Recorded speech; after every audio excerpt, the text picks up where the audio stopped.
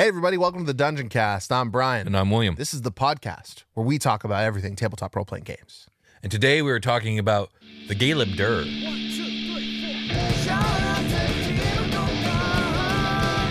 Welcome, adventurers, to the Dungeon Cast. Hey, Brian. Hey, Will. How are you doing You've today? done it. You did the intro. I guess I'm not as pumped up This is our about Galeb Dur. This is our weird. No, they're pretty cool. This is not the opposite of a cold open, right? This is a warm open. This is our weird, small warm open where you just say hey to me, and then Yeah. The last two times were cold open because I came in hot. It's all very confusing. It is. I'm confused. So- Unconfuse me, Will. What are these things? We are making our way through the 2014 Monster Manual while still keeping it elemental in this year of the elemental.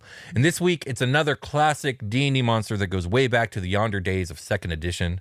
By my count, we still have 14 monsters from the Monster Manual that we haven't covered, at least in some capacity.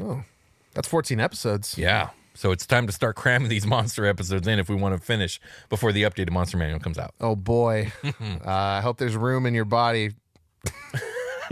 Today, we are talking about the Galeb Dur. Galeb Dur are elemental creatures of stone that appear remarkably like animated boulders.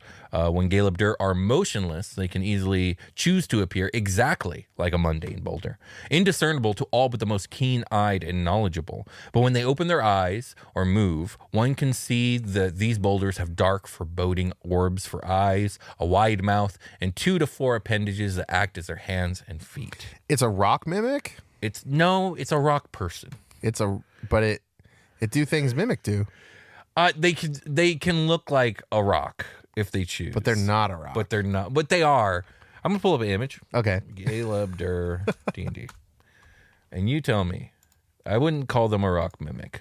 They're just rock dudes. They're Gorons, basically, from Legend of Zelda. That's anyway. basically it, but Yeah. with less people, more rock. Less people, more rock. Like 80% rock, 20% person. When they're sleeping, they're rocks. When they're awake, they're people. Indeed. Okay. Now, I say 2 to 4 appendages because previous to 5e and even 4e, the Galeb Dur were exclusively depicted as having 2 appendages, which would switch from hands to feet or vice versa as needed.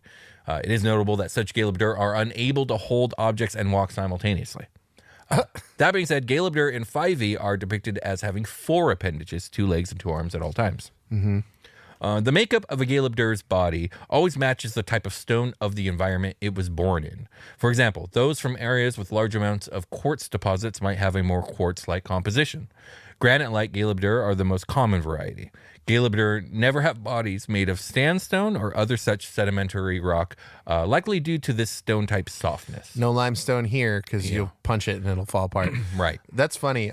Do you think they changed the design of it to be more 4 appendagey because they're scared of the Pokemon Company? Oh, what Pokemon are we talking about here? Geodude? I guess so, except for they were usually depicted as having 2 legs. Because But there's yeah. also the Graveler and the Golem. Yeah, these look like Gravelers. These for are sure. basically these that. are Gravelers. Yeah. But this way predates Pokemon. So. Okay. No, that's what I'm saying because they changed the We design gotta change later. it. It It's looks like a Geodude. We can't man. do this. But yeah, no. Game Freak So Galeb Dur range in size from 4 feet or 1 meter. in height to as large as 16 That's feet. 5 meters. They're very slow-moving creatures with a strong, steady gait. Surprisingly, though, the Galeb Dur are quite dexterous when manipulating objects with their hands. Okay. That's fun. Galeb Dur are also known to be quite slow to think through things and slow to act, or to react to their surroundings. This may cause those who first interact with them to dismiss them as creatures lacking in intelligence, yet the Galeb Dur are quite intelligent creatures. They carry with them a plethora of knowledge of the elements, of the ways of the earth and stone, and the goings-on of their closely guarded territories. Galeb, look like you want to say something there. It can wait. Okay. Galeb Dur do tend to be very territorial, rarely sharing knowledge of their rocky homes with strangers. To question them about such knowledge is likely to anger them.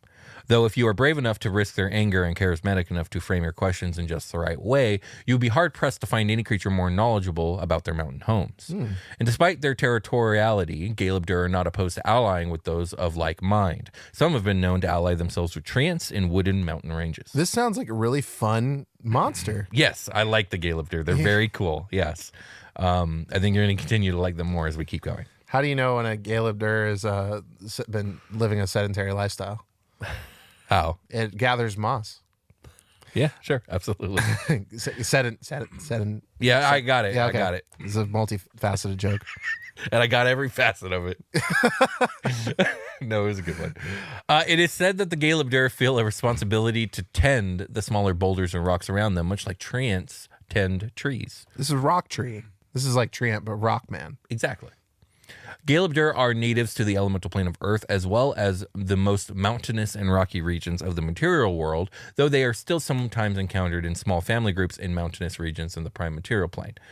Younger mountains, less ravaged by the effects of air or water, are most likely to have the strongest connections to the plane of Earth, and thus Caleb Durr prefer living in such places. Makes sense.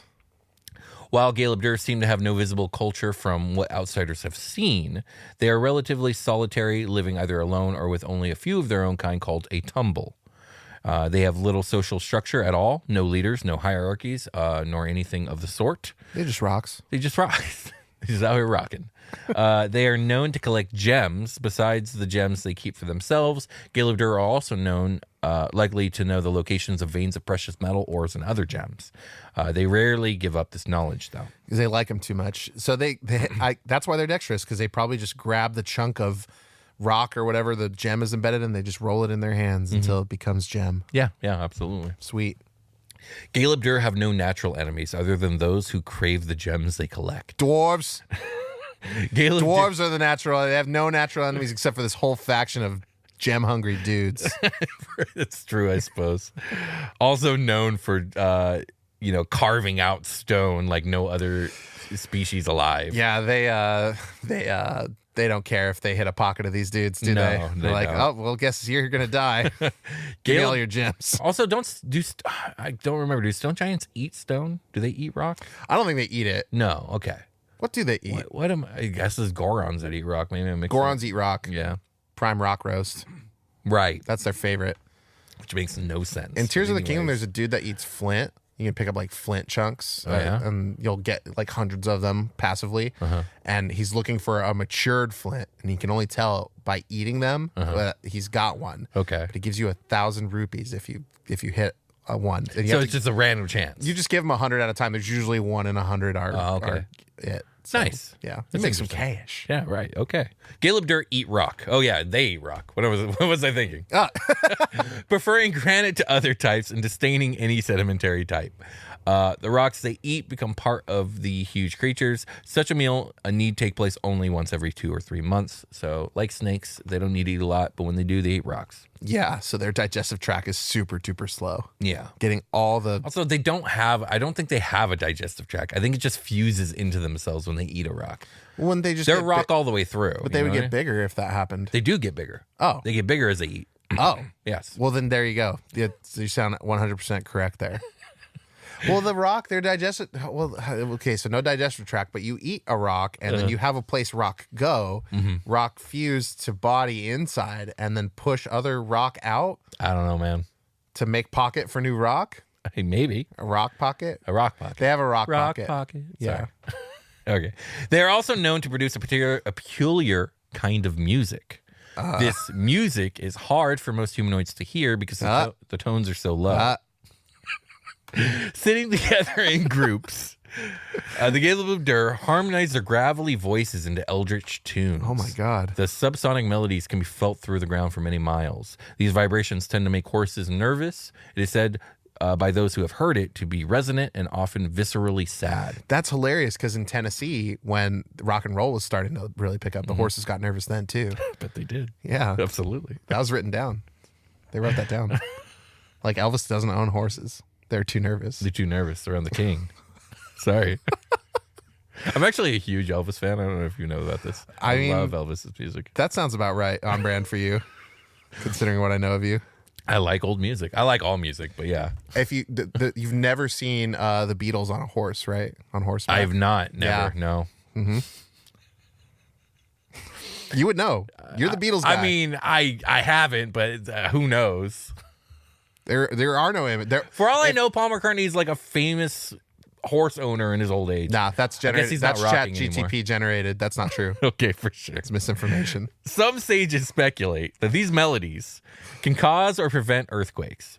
Others argue that the low rumbling produced by these creatures is a form of warning to other Galeb-Dur groups or unwanted intruders to stay out of their territory. Like fucking elephants? Yeah, sure. But there was no conclusive evidence either way. Oh, okay. So maybe. You know, elephants let out that low tone.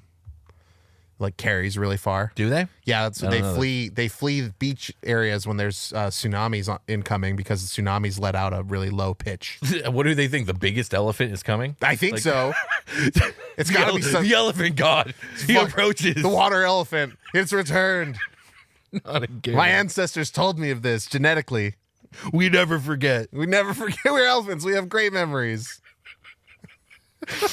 God, this show's stupid. Okay, all right. Back to Galeb-Dur. On short monster episodes, you tell me usually beforehand that I'm allowed to go a little more That's off the true. rails. That's very true. That's absolutely Just true. kind of taking it.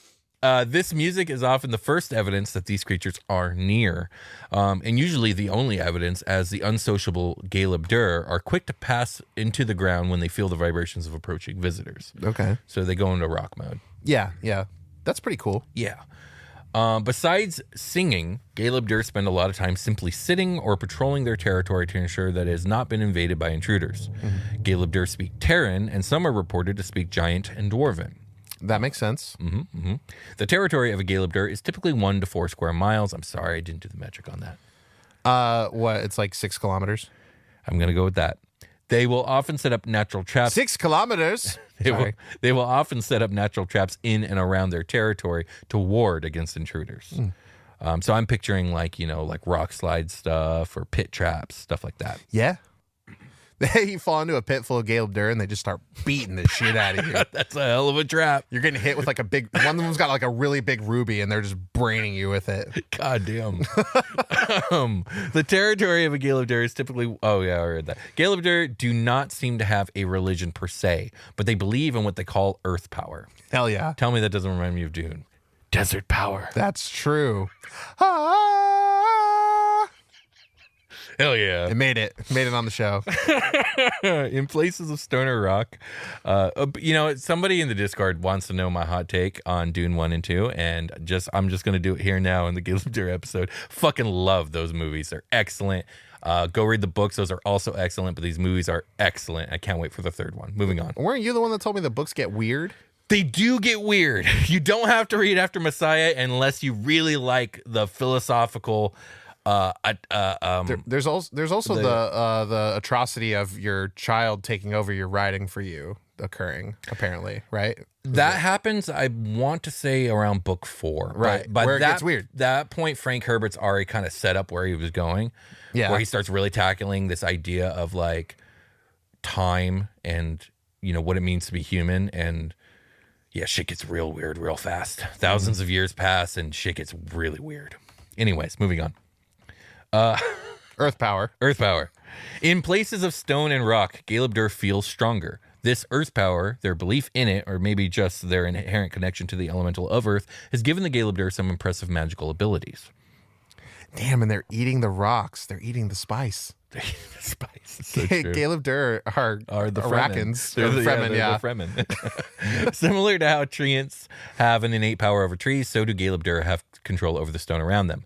They can magically move earth, shape stone, create openings in stone, and turn rocks into mud. They can also create a wall of stone with their magic. Beyond these powers, they can also animate a number of boulders around them. These abilities are not spells. The Galeb-Dur simply has to will it to happen. Stone giants pay them homage out of respect so they don't get turned straight to mud. It is rumored that especially old Galeb-Dur or those living in mountainous places with a strong connection to the elemental plane of earth have powers over stone even greater than these. Like other elemental creatures, Galeb-Dur neither need to sleep or breathe. Some reports even claim they have no need to eat at all. These reports directly contradict ones that claim the Galeb-Dur persist on rock. Instead, these alternative reports claim that the Galeb-Dur gain nutrients simply from being in contact with their rocky environment. They grow from drawing sustenance from the elemental earth, much like a plant grows from drawing sustenance in some sense from the sun. Okay. I mean, in some sense, like they directly draw sustenance from the fucking sun. That's what photosynthesis is. That is what you're right. That's what photosynthesis is. Sorry. Because of this source of sustenance for a Galebdur removed from its stony mountainous environment will grow weaker and eventually die. An exceptionally weakened Galebdur will begin to lose its powers over other stones. A Galebdur that dies in this way becomes nothing more than a mundane boulder, indistinguishable from any other. Pretty sad. It's a lot of implications when you tell me stuff like that. Like they are rocks. They are rocks. They are rocks that sentient. They're just sentient rocks. They're sentient rocks. that eat rocks and have control of rocks. Mm-hmm. Yep. Okay, so they're And if you remove them from the rocks that they draw their power from, they truly just become rocks. yeah, because they just revert back to like they're not getting the elemental power. Exactly. They're tapping into some elemental power from the chouse, probably. Something like that. Yeah. Maybe. A Galebdur has no internal organs at all. They are made from solid rock. Yeah, just rock pocket. Rock bucket. Crispy, crunchy, tender, flaky rocks. Hell yeah. Galebdur are extremely long-lived. Some can last for many thousands of years. If a Galebdur dies of natural causes, what does that mean? They They just get old, right? just age out and turn back into rock. Well, they will crack open and break apart slowly over several days. Oh no. Eventually, 3 smaller boulders are left behind. These small boulders incubate for 100 years before becoming animate as young Galebdur adults. The largest of these Galebdur will generally take control of the immediate territory surrounding them, while its siblings tend to migrate to find homes. Rarely do Galebdur share territory together. Okay. But there are like little pocket families. Didn't we read that Yes, earlier? they can do that, but the more common thing is solitary. Okay. Yes. Stone fragments that were once a part of a Galebdur's body provide an extra level of magical power to those spells that require stone as a material component.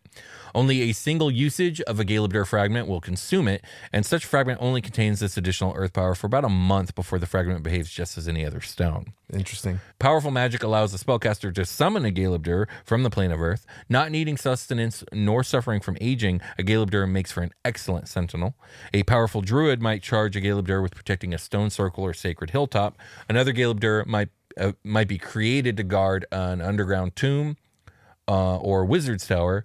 When it chooses to, the Galebdur can make itself look like an ordinary boulder, remaining perfectly still for years at a time. They just dig a hole. Years at a time. Galebdur hang out in hole, wait for trespasser to trespass onto Sacred Hill, and then the shit out of 'em. like Fremen, just erupt from ground and like Ryu hit him with a sweet uppercut. Absolutely. That they give that that Galebdur has fucking diamond brass knuckles. He's waiting. He's ready. They're ready to go just to super kill somebody that is approaching the sacred grounds. Yep.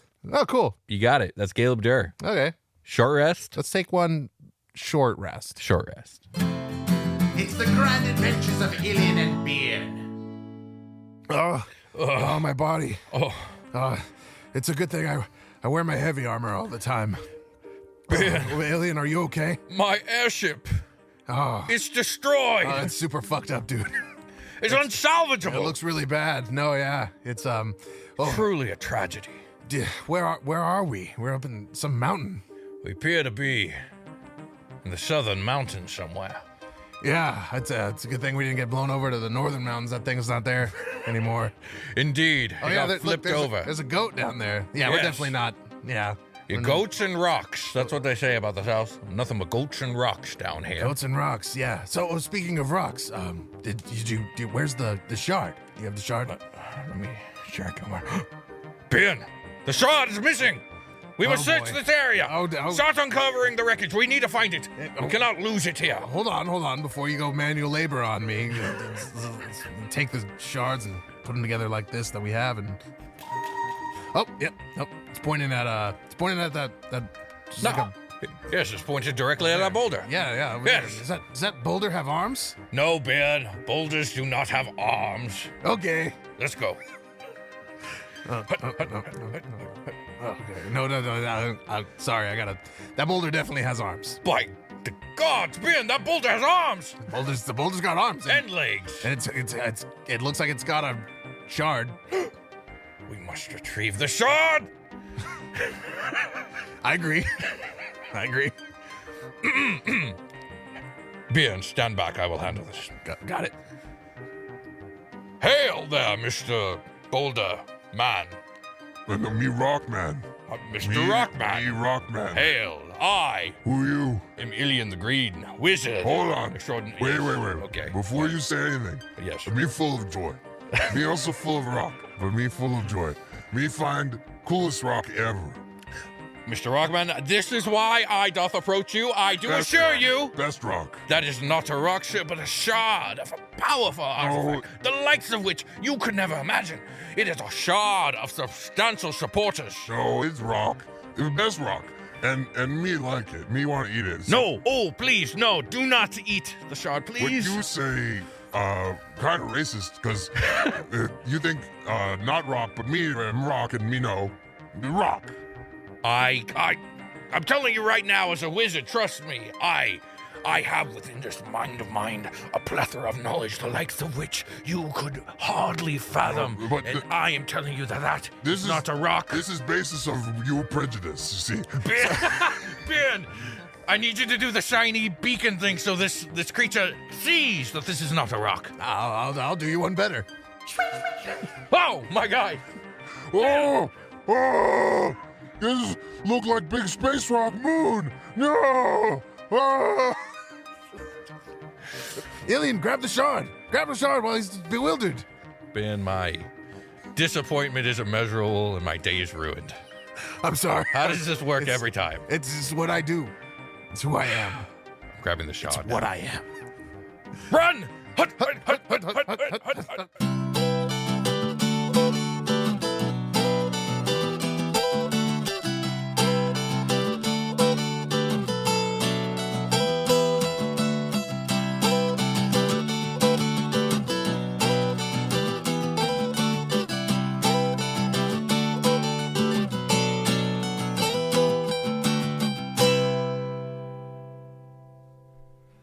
We've returned. Indeed we have. We're fucking back. Indeed we are. If you guys want to support Alien and Beard, please do so at patreon.com/thedungeoncast, where we have a tier in space that you can subscribe to and get Alien and Beard centric content like all the skits and a conversational podcast style show Yeah. called A Tier in Space with Alien and Beard. Tagawiab, as I've been calling it. The grand adventures of Alien and Beard. Tagawiab. Tagawiab. Tagawiab. Tagawiab. Let's talk about the Galeb Dur some more. Indeed. As surely Alien and Beard have talked about them, perhaps encountered them. I'm thinking that's what happened. Before we even get into it, this is already a monster that I want like 4 or 5 variants of in my book. You know? Yeah, you got Give me a quartz one. Give me a ancient one. Give me, you know what I mean? Give me a diamond one. Like, big fat one, like a Yeah. really big one that's like embedded in the mountainside. sure, I guess so. That actually sounds more flavor than mechanics, so I might not need a step Me up for that stuck in wall for 1,000 years. one. You know, like a ore ridden one that's like has like better punches because it's got like Me kill land pirates for trying to take my arms. Sure, okay. Tell me about the Galeb Dur. Galeb Dur is a medium elemental that is neutral. Armor class 16, natty. HP is 85 or 98 plus 45. Speed is 15 feet or 30 feet when rolling and 60 feet when rolling downhill. Rolling around at the speed of sound. Fuck yeah, I love that they include that. That's incredible. I bet it's probably running around at the speed of sound. Anyway, Sonic buffs, don't come after me, and please stop drawing Sonic pregnant. Strength is +5, Dex is +2, Con is +5, Intelligence +0, Wisdom +1, Charisma +0. They have damage resistances to bludgeoning, piercing, and slashing from non-magical attacks. They have damage immunities to Poison. condition immunities, exhaustion, paralyzed, petrified, and Poison.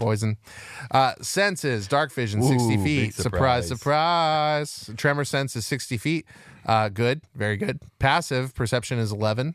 I'd argue these Okay. things shouldn't get dark vision. They already have tremor sense. That makes sense. They just have normal eyes. Why do they get dark vision eyes? They probably live in caves. Fine. That's true. But then they just use their tremor sense. Anyways. It is redundant. Maybe they, I don't know. Fuck it. I'm not going to try to justify. I'm going to try and take dark D&D's vision away from weird take. every fucking monster that we cover. Just because. Yeah. I'm just going to try and logically take it away. And if I succeed, then it shouldn't have it. I'll take a position that is as neutral as the Galeb Dur and just let you sort of bounce. Those No, ideas. I want you to resist me on it, because if I don't succeed, then it gets to keep its dark vision. My neutrality will Okay. grant your your non-partiality. argument. Yes, I like yeah, that. like Okay. the validity it needs. There Hopefully, we go. Like Primus, the god of law. yeah. Primus. I am Brimus. When Will's got ideas, I'm here to be very neutral about them.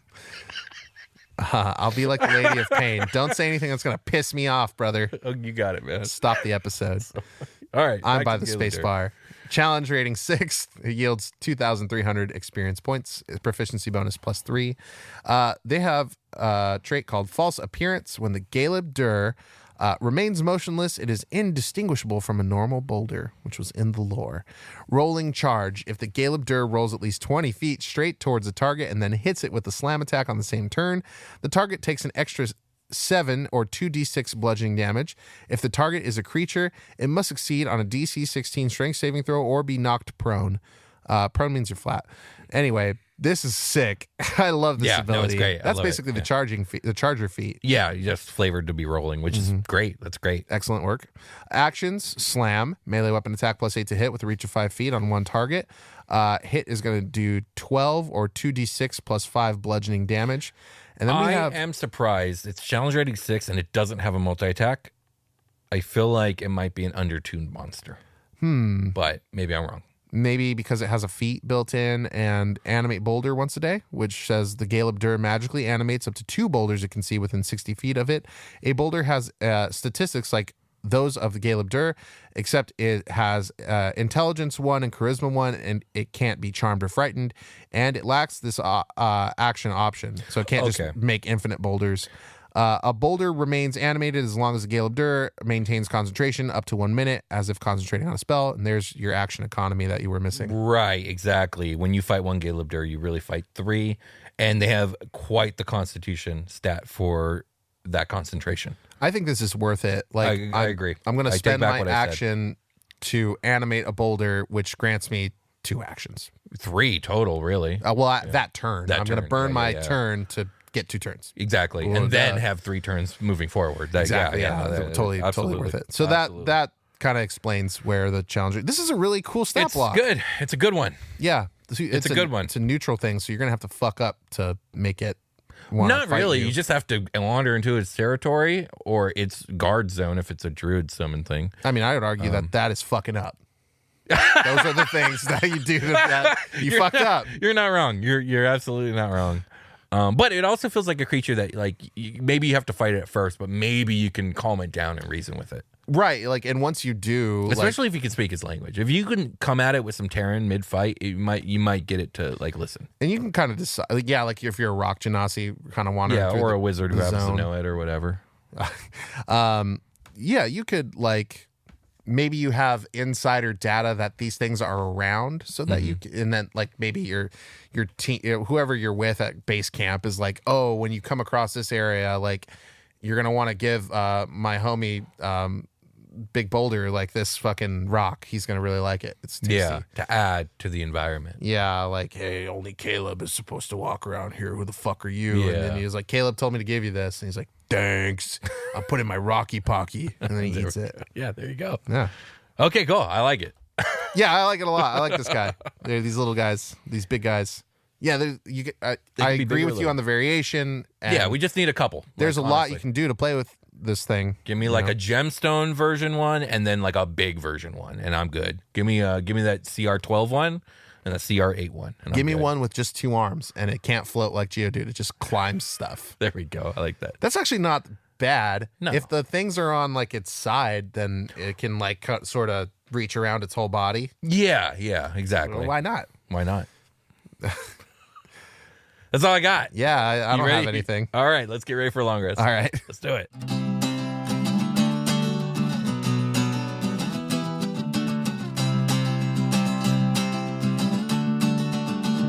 Hey, everybody, welcome to The Long Rest. This is the part of the episode where we're going to interact with you. in a less neutral way than a Galeb Durwood. But first, this is not the first time. It can't be the first time I've had Rocky Slippies on. No way. No way. But yeah, this one I had to eat some rocks and then manifest them around my feet. So I had to develop a Rocky Pocky of my own. Nice. Yep. So there you have it. Hard shoes. Well, these ones have faces on them. You don't notice them at first. They just look like rock slippies, but then you realize, Yeah. oh, those are Galeb Dur slippies. If there are intruders coming from my home, I can roll them off my rooftop to like really fuck them up. Absolutely. Yeah. All right. Let's get into some YouTube comments. Last week we read our Hydra episode and Apple Podcast. and reviews. Apple Podcasts. So I don't have any emails, but please send emails to thedungeoncast@gmail.com. We would love to read them on the show, or send snail mail to 1784 P.O. Box 1784, Upland, California 91786. I believe that's it. But those addresses are listed in the notes below on every episode, so please go check that out and send us some stuff to read. But in the meantime, I'm going to keep reading YouTube comments, and I'll just go, what episodes after All Hydra? I'll just read that one. So we'll go back to content. I'm guessing it was the Ooze episode, maybe? Azers was next. Oh, Azers was next. Okay. I'll, if I don't always read them. We're in order. So let me go to these comments. Okay, I'm here. Turn off the I haven't responded. Thank you, Will. Did we read these ones already? I don't think so, right? I don't think so. Okay. Yeah, so now we're on the Azer episode. Hot So bods. we have Smiley Durango 9508. It says, the visual of an Azer falling into water gives me a visual of a steam-powered Azer. Looks identical to a standard Azer, but with steam instead of fire, which I think is cool. That would be cool. Cameron Pierce 5943 says, great way to handle creatures with immunities or resistances to BPS that you want to make into a player BPS, lineage. bludgeoning, piercing, Slashing. What was the last episode? We didn't know. We couldn't figure out what BPS meant Beepus. when they were talking about One Piece. Right. Immunities or resistances to bludgeoning, piercing, slashing. Okay. It's Beepus now. That's what they're doing. That's what the kids are doing on the internet. They're doing what? It's giving Gen Z that you want to make into a player lineage. When they take an instance of that damage, they can choose proficiency bonus times per long rest, gain immunity for that round to that damage time. Similar to how they handled Kender, fear immunity in 5e Dragonlance. Yeah, you could do that. I don't know. I just wouldn't really be worried about it. Like I just wouldn't give it to them as a player character race. But I'm very hand wavy when it comes to things, and I know a lot of people want like more. Well, they have it here. Why don't I have it here? Like, okay, I understand. Yeah, that's a good way to handle it, I think. Yeah. I mean, ultimately, it's up to you. Yeah. The wholesome cultist 6702 says, that's like us. I wonder when the next Hag episode will be. I've been trying to do a deep dive into them, but there's lacking content on specifics. It's been a while. Yeah, it's been a while. I thought we were pretty specific on our Hag episode. I think on our general Hags episode, we were very thorough, but we didn't get into like this Hag. Well, we did a little bit. This Hag do that's this, what I this Hag thought do that. too. But you know what? I'm sure another Hag episode will happen. Maybe in Year of the Fae. Hags I are don't know. Maybe brilliant. next year we'll see. Year of the Fae. What? I didn't say that. Cap Drastic said, in an Underdark campaign I ran a couple of years ago, Azer reproduction came up. How do they fuck? That was me, sorry. I stole the way Korg in the Thor movies had a baby by meeting a dude and holding hands with him while looking at some lava, sculpting a baby out of love and magma. The players helped defend the two Azer dads and their baby from a fire newt invasion. Those guys were known as the Gazers, Gayzers, for the rest of the campaign. And our artificer made it her personal quest to gain immunity to fire damage so she could hug them. That sounds pretty wholesome. Yeah, and it does. And I think that's a great way to go about the Azer, creating a new Azer. I wonder if the wholesome cultists would approve of this wholesome content. I think they would. Well, thank you, Captain Drastic, I think is what it actually is, because it's CAPT. JG Plunder says, I would say they have no swim speed and sink to the bottom of water. That's less wholesome, which will cause them to suffocate soon. Also steam. But do they breathe? I don't think they need to breathe. They don't need to breathe. Yeah. I remember that part. But like, But yeah, sure. I mean, honest to God, they should not be able to swim. they would probably rust to death True. down there, Yeah. break apart. Yeah. I also, at the end of this, I'll tell you my idea for the Azer God if somebody doesn't also have that same idea. Okay. Shakars says, how fire as an element could be big or small. All you need air magic like the Avatar and a One Soul. I don't know what that meant, but I like it. And I hit the like button on it. Nice. Blaine Cheney 8617 says, huge fan of the show. Been listening for a couple years now. Dang, I keep clicking the read more and it takes me away. In the process of listening to all the backlog and just finished episode 353 and had a couple questions. How exactly did you guys meet, start making content together, and what is the extent of your relationship? I noticed a lot of the campaigns you guys run aren't in tandem. Just curious. Sorry for the long comment, lol. I'll let you take this for a bit. Not long. Yeah, I got it. Will and I met at work. We worked for an apartment complex in Southern California, and we were both doing the same job and happened to get assigned to the same property where we were just the two guys on shift for like 8 hours a day, more or less. I mean, more like 7 hours, I guess. This is the first hour. There were people still. Oh, yeah, if you're including that part, because it was basically 9 hours we were there a day. Which is part of the story because those people were the ones that are like, do a podcast, you nerds. Like, you sound Yeah. funny. Yeah. When Will would tell me about D&D stuff or whatever. So, yeah, that was how we met, and that was how we came to, I had audio skills and Will had lore knowledge. So there you have it. We just sort of, I remember inviting Will over to do the thing. He showed up, and then I was like, he showed up. And then I was like, we'll see if he shows up again. And then he did, and he kept showing up. I was like, we're doing this thing. I'm nothing if not consistent. Yeah, so we just started doing it and then hoped it made money one day, and it did. Yeah, it did. And here we are, and now it touches people's lives, and I'm super excited for that.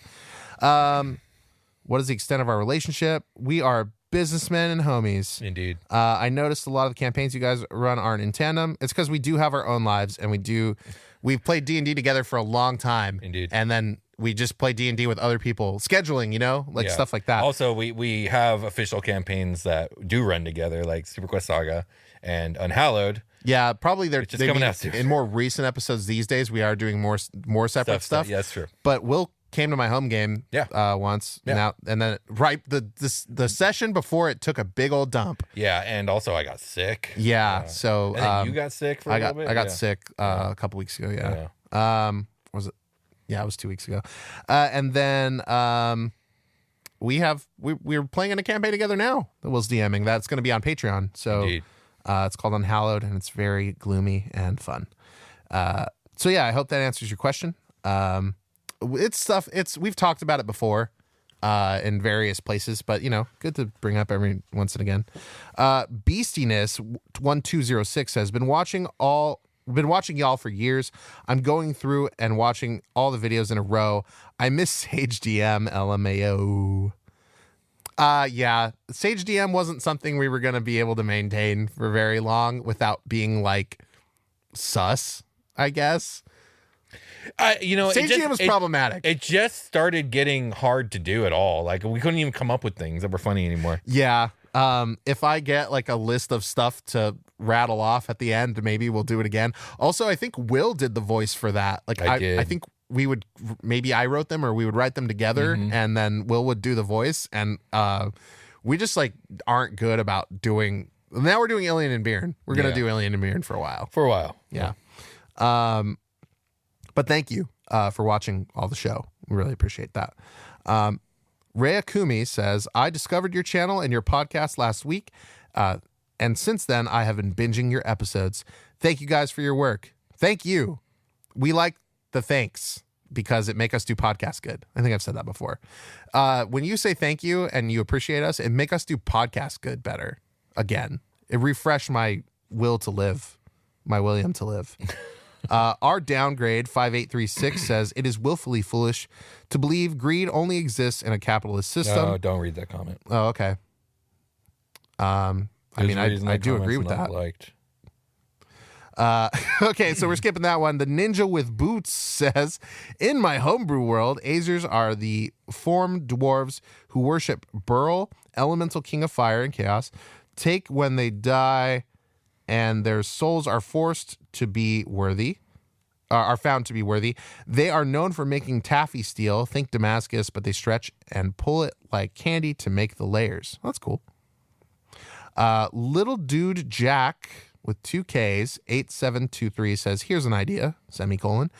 Could throwing materials that burn in, quote, unusual, end quote, colors on a fire elemental poison them or heal them or cause any variety of other effects that one would typically need to use a potion or ointment or something else for in these fantasy worlds? Could throwing materials that burn in unusual, like copper, like when you put copper in fire, it turn green. Would that like be a healing fire? I think is what they're asking. What are we? They're talking about healing Azers with yeah, fire? or like what kind of can you manipulate fire to burn a different way or color to have effects on the Azers? Like there's no, I can't tell you no. So like a cold fire Azer, basically, because cold fire is a thing in D&D and a lot of fantasy stuff. Yeah, Is or that like what they mean? I'm going to use a chemical or a metal to make green fire, and the green fire has this effect on the Azer. Oh, okay, I see. Like doing like a straight up alchemy, but directly on them instead of like making something. You Yeah, know what I mean, like they're we're gonna saying- add magnesium to you, and you're gonna start burning like a bright white. Yeah, like we're going to have a like in place of giving them potions, I can just Yeah. eat a bunch of like magnesium, like and you're saying. magnesium could be like now it's like a rage, a barbarian rage, but you're gonna also fizzle out. and Doesn't be magnesium exhausted. help your odor, your body odor, kind of leave your body a little better? I don't know, but I do Something know like when that shit burns, don't put water on it because that shit burns a hot white. And Oh, yeah, it's- I mean more like when you're ingesting it in your food. oh yeah. yeah, okay, no, The world of supplements is a very slippery slope. sure. So, just maybe. I like the idea. I think that's a really if you have an Azer centric campaign and you want to add a lot of flavor to them, that's a great way to do it. Yeah, absolutely. I mean, know your chemistry, I guess. Yeah, you can bring that knowledge to the game. That's cool. It's our boy Walupoff. Walupoff? So Walupoff. that's what the 4th level Baldur's Gate spell summon is. Yes, it's an Azer. Yep, that's it. You can summon an Azer in that game. Sick. Phoenix Wakai? Phoenix Waki? Believe until it works. The Kuatoa way. Yes, we it's recently, so true. We recently ran a fake it till you make it, baby. I'm all fake it till you make it. Speaking of BG3, yeah, you run into a group of Kuatoa who are being tricked into thinking this thing's a god that ain't a god. Cool. And you could roll with it. You could take it down. You could take its place. Like it's Baldur's Gate 3. You can do whatever you want. It's Nice. cool. Well, we recently ran a one-shot of Goblin Punks as a side story for our Fandelver campaign. Oh, that's fun. In which a new Goblin Fire god was born. That's fucking cool. I love cool. Goblin Punks. You guys should play it. Goblin Punks is fun, and it is truly a great opener to a D&D campaign if you're all rolling goblins. That's hilarious. Yeah. It's a one-page RPG, very easy to do, and it's it is what you make it. 4 goblin kids like find the crystal of power and get gifted classes like Final Fantasy. Yeah, you could do whatever you want. Craig Schnibben 654. Oh, we have a Goblin Punks actual play on our Patreon, Patreon, yeah, live go right check it now. out. If you guys want to check that out. Yes.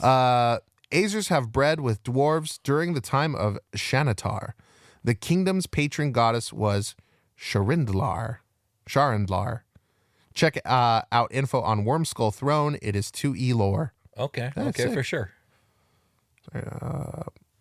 Kevin FE4KP says, making beautiful sculptures. Who would win, Stone Giant or Azer? I think Stone Giant. Would beat the shit out of an Azer. Well, not just physically, but it's a sculpture contest. Oh, sculpture contest. Sorry. I thought it was Yeah, I know.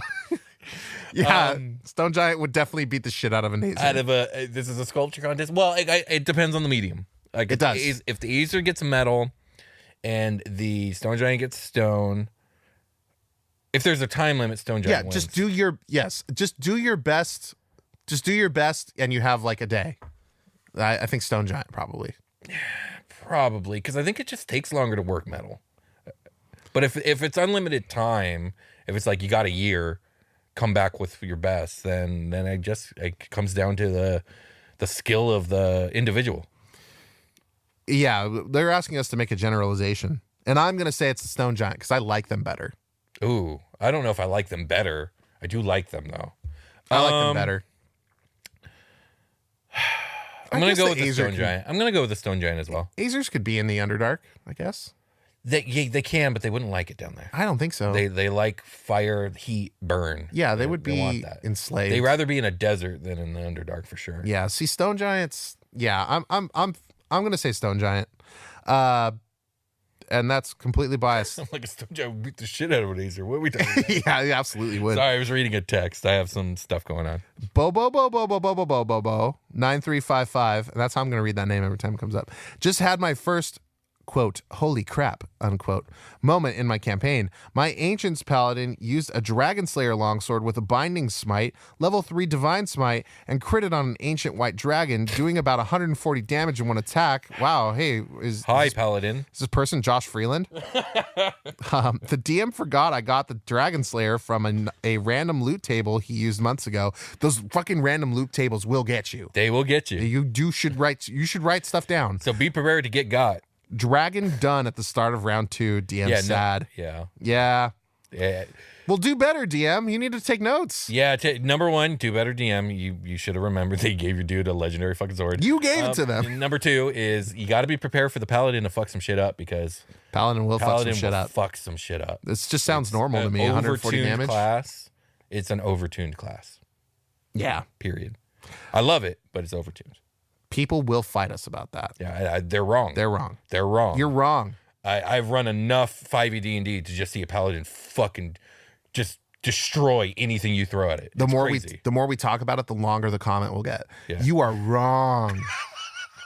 Trust me, you're wrong. And don't tell me to range it out or whatever. They find a fucking way, bro. Yeah, I see. You're doing calculations in math, but like, Yeah, you're still when wrong. it's at the table, that paladin has the power of God in anime on his side, and there's no stopping him. The amount of tuned that is set to that class is set to over. Indeed. No, you're still wrong. Right. You don't sit at the table with one of those guys and just be okay with it at the end of the Yeah, campaign. no, you're right. You're Fucking right. animals. Yeah, they are. They're animals. Anyway, I banned Paladin from Unhallowed. I did not allow anyone to be a Paladin, even though thematically it would have been so fitting. it would have been so. But you got a cleric. Sebastian Crenshaw fucking scarred me for life. Yeah, please watch Super Quest Saga. It's very good, and we love Josh Freeland and his paladin Sebastian Crenshaw. We do. Let's see. Kyle Overkill 3423 says this is one of the few monsters I've never heard of. Time to learn from Professor Will and Brian. Also, sorry, we're going back. Rewind the clock. I got one more thing to say about the Paladin. Play Baldur's Gate 3 and tell me the Paladin's not over fucking tuned. Okay, go ahead. All right. Play 5th edition and tell me. You can tell Will about Baldur's Gate. You can tell me about 5th edition. I don't want to talk about any older editions. Well, you can talk to Will about 4th edition Paladins, which are probably fine. Very well balanced and an excellent class. There you go. I play one in my 4th edition campaign. I love it. That has nothing to do with the 5th edition No, campaign. they're so not connected. Overtuned, you're wrong. Anyway, that was a long comment. I'm going to hit the read more and be like, no, I'm not going to read anything you have to say about it on the show either, just so you know. Lore Master 1990s. I don't know who I'm talking to, but I hope you're mad. Lore Master 1997 says, downloaded the 4E Monster Manual and looked at the art while I listened to the video. Oh, nice, Aw. man. Nice. I hope it was raining outside and you had like a... Honestly, cup of I would tea. also recommend if you downloaded the 4E Monster Manual, check out the 4E Monster Vault. It's a much, much better monster manual and has a lot of good art in it too. Yeah. JPRP999 says, surely Imix would be the Azer God equivalent? No, No, the other guy. maybe Ben Hadar. Yeah. Yeah, Ben Hadar. He would be like their Satan. I think Kosath for Forgotten Realms is the easy pick. Sure. Any But- fire related. Yeah. Or just pick Bahamut for everything. Fuck it. I mean, he's you dope. can. He's the dopest dude. We know that. Yeah. Not John Brown 6740, then who? Will, comma, can Azers contract sickness? I think you replied. Did I? You said, not mundane sicknesses, I would think. I didn't say that. If they're made of brass, can they even get magical sicknesses? So, like, it's a body made... I remember this comment and thinking about this. It's a body made of metal. Yes. So they don't have, like, organs and Nope. cells to Nope. get sick the way... so you... They're if, elemental magical creatures. so if you want them to get sick, give them fantasy illness. yeah, magic. Yeah, it has to be magic related. Yeah, you basically invent your own... It's like we just Flu. talked about the Galeb Dur. They don't have organs either. You know? Right, but they could eat bad rock that stick to their tummy real bad, and Yes. the rock could have parasites in it. Make it up. I guess If you so, yeah. want it to be, if you want them to be sick, give them skateboards and sunglasses. That's what I always say. Of course. Dwayne Bradway 1627. Azers being elementals fall more into the primordial side of things. That would make them oppositional to most gods. There would more likely be a greater version of the Azer to act as a deity, quote unquote, the way that a cinder swarm can eventually become an elemental titan of some form. I mean, traditionally, lore-wise, you'd be correct there for sure.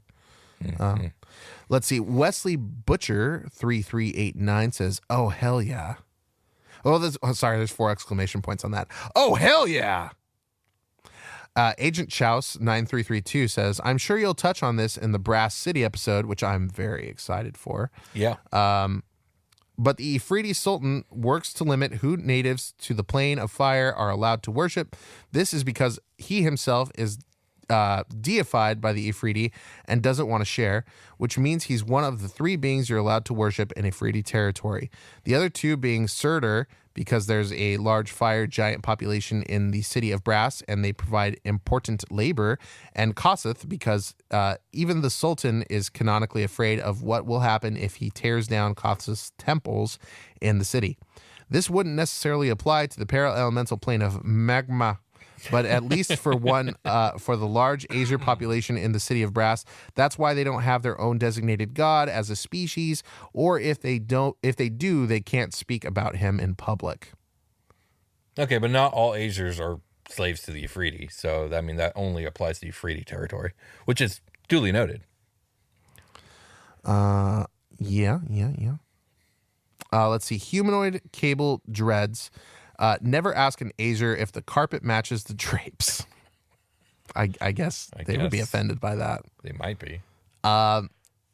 Carmen Graves says, "Lol, we get pictures for one video, then y'all are like, fuck that shit. You're new." Dude, we can't I always. know. I replied, Yeah. and I did the same thing They're making a joke. when I was editing the video. no, I got sick, and I've been slammed trying to catch up ever since. But as soon as things go back to normal, I will be doing a little extra editing. Yeah, Will edits the videos now, but when I was editing the videos, I tried to do that, and it was just like too much. Like, I don't know, I just don't have it in me, so that's why we made the change. But yeah, give us time. Yeah, let me just. I got a lot of catching up to do. That sickness that knocked me off my feet for over 2 weeks really, really destroyed my schedule. Yeah, we're all still catching I'm just up. trying to zip through things. We're off of the early episode timeline as well. And Yeah. we always get back to it. We get knocked off again. It's just part of the dance of being full-time parents and workers and stuff while trying to do this also. Indeed. So D Mad Hatter said, finally, I was waiting a long time for this one. Oh, cool.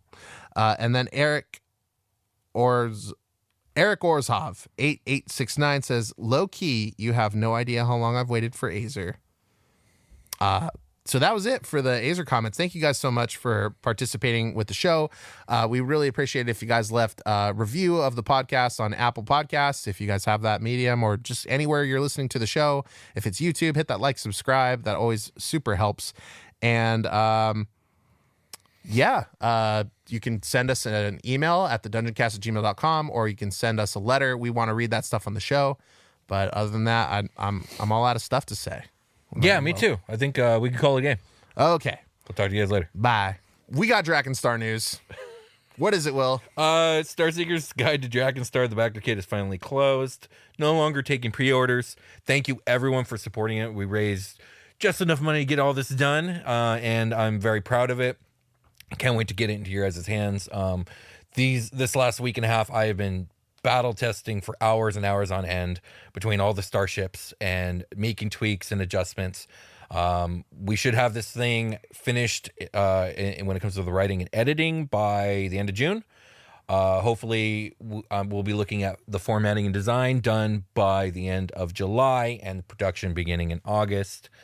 Very excited, and thank you guys again. Can't wait to give you guys more news as things develop. Yeah, congratulations, Will, on getting that closed out, and good luck on the next upcoming stuff for you. We've got a new merch shop that is running in tandem with our old merch shop. So the old merch shop is still around, but you can find the new merch shop at babayagasyardsale.com. Indeed, where fan of the show Dustin is the artist and curator and owner of the store, and he's been making some really killer Dungeon Cast content on there. The Bahamut's Gym and a couple of the Demogorgon ones being my favorite. We have more coming in the works. But if you have not checked out these designs, I highly recommend you go check them out because they look super cool. Link is in the description. I've never been so excited about Dungeon Cast merch before. We need an ooze Roomba. Absolutely. Anything ooze related, I'm super down. I need to make some orders. I need to order some of these shirts and sport them on the show. We need we need an ooze Roomba with a claymore like poking out of it. So one that can also is home defense. Absolutely. It cleans your house and stabs your cat. Well, talk to Dustin, man. Yeah. See what it, maybe he'll hear this and Yeah. it'll happen. Anyway, thank you to everybody who has been sending letters, emails. We are going to be reading those at the end of the show. So if you want to reach out, I believe it's 1784 Upland, California, 91786 for our P.O. box, but that is down in the description below. Do not go off of what I just said. And then you can go off of what I'm going to say for this. You can email us at thedungeoncast@gmail.com with some fan mail. We will read it on the show if it's appropriate. If it's inappropriate, I'll just look at it and giggle. And if you guys want to do that, we're also, as you know, reading YouTube comments, Apple Podcast reviews. All this stuff is really great. We like interacting with you guys, but the Apple Podcast reviews in particular help boost the show. The algorithm notices your love and will peddle it to others that may want to love the Dungeon Cast as well, even though they don't know it yet. Yeah. Also, feel free to send questions if you have questions for us, and if they are on topic, like I don't see any reason why we can't read and talk about, answer those really quickly. Yeah. You guys don't know the future of what we're going to record, but True. if you had a question about something we said or blah, blah, blah, YouTube comment is good, but email or, snail mail is fine too. Yeah. We'll read it. Anyway, we got Social media? social media plugs. What do we got going on in social media, Will? We got Instagram, we got X, formerly known as Twitter, we got Threads, we got Mastodon. Links are all in the description. I have been a little bit more active on there lately, but whenever there's something pertinent, you guys will be seeing stuff on there. Yep. And we've got Discord. So if you guys would Yes. like to join our Discord, That's you the can big one. ask us in real time, more or less. Yes. We do get around. That's to- where the community for the show in a big way lives, is on Discord. It's constantly awesome to see all the chatter and all the sharing and it's just the bonding, and us getting in there too in the mix is nice. And I would say that's the number one social media platform for the Dungeon Cast. Is check out the Discord. Yeah, it's more like a greater tabletop RPG sort of community. It kind of extends beyond the Dungeon Cast. But, It does. We are on there and available, including Jake, your special guest Jake, and Josh Freeland, who will answer questions. A lot of people will tag them for Super Quest Saga stuff sometimes, or FBAT stuff. So go check that stuff out. Are we missing anything? Is that the end of it? No, I think that covers it. That Yeah, really man. does. All right, we're gonna call it a game. All right, we'll call it a game. We'll talk to you guys later. Bye.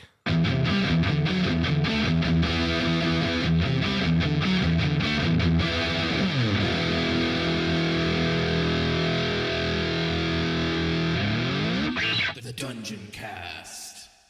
Game. Yeah. I got Balatro, which is Oh, yeah, I know what it is. That You're shit into rules. it, dude. Yeah, if you like those kind of games, for sure, it is very much a roguelike card building crazy game. It's very, very cool. Yeah, I watched some streamers play it, and they were loving it. It wasn't for me, but I respect it. Oh, okay. Yeah, Yeah, I respect think it. it's the randomness of it is fun. Yeah, no, absolutely. It is a well-made Check. game. It is what it is, and that's cool. I'm glad you're having fun with it. Yeah, I've only played like an hour of it, but I'm gonna definitely. If play you more love when it I get a already, chance. you're gonna get lots of time out of this. Yeah. All right, let's do it. Yeah.